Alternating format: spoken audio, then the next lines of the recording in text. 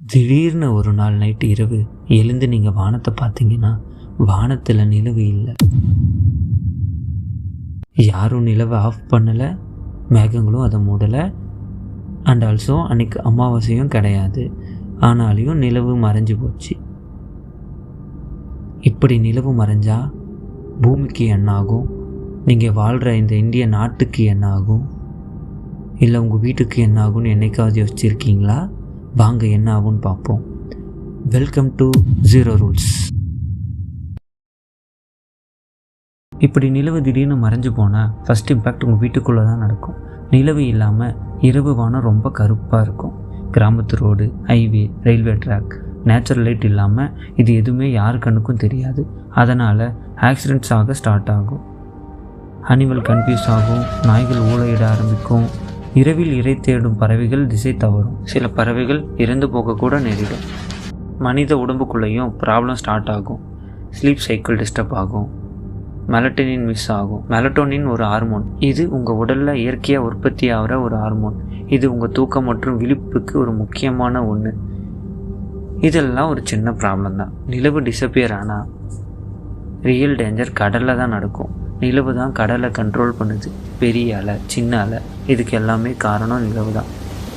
நீங்கள் பார்த்துருப்பீங்க, பௌர்ணமி, அமாவாசை இந்த 2 நாட்களும் கடல் பிஹேவியர் வேறு மாதிரி இருக்கும். நிலவு கிராவிட்டி இல்லைன்னா கடல் குடிபோதையில் இருக்கிற ராட்சசன் மாதிரி நடக்கும். இந்தியாவின் கடற்கரைகள் எப்படி இருக்குன்னு நினச்சி பாருங்கள் கொஞ்சம்.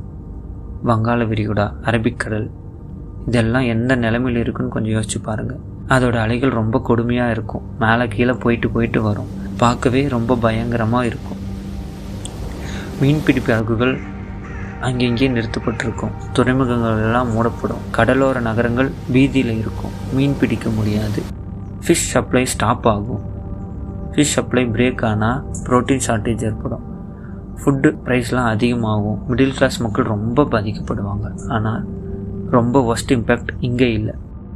மூன் இல்லைன்னா எர்த் வாபிள் ஆக ஆரம்பிக்கும்.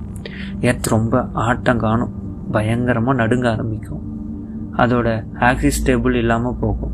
அதாவது அதோட அச்சிலேருந்து அது விலகு நேரிட்டு அது ரொம்ப ஆடிக்கிட்டே இருக்கும். அது மட்டும் இல்லாமல் காலநிலை கன்ஃபியூஸ் ஆக ஆரம்பிக்கும். குளிர்காலம், வெயில் காலம் மற்றும் மழைக்காலம் எல்லாமே மாறி போயிடும்.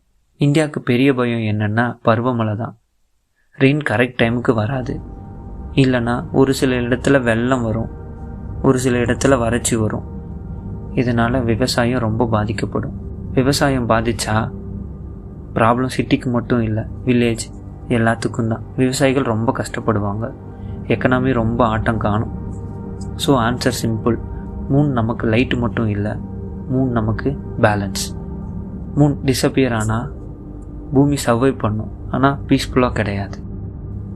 இதை எப்பயாவது யோசிச்சிருக்கீங்களா? ஆனால் மூன் டிஸப்பியர் ஆகாமல் ஸ்லோவாக பூமி மேலே விழ ஆரம்பித்தா இந்தியாவில் முதல்ல எது அழியும் தெரியுமா?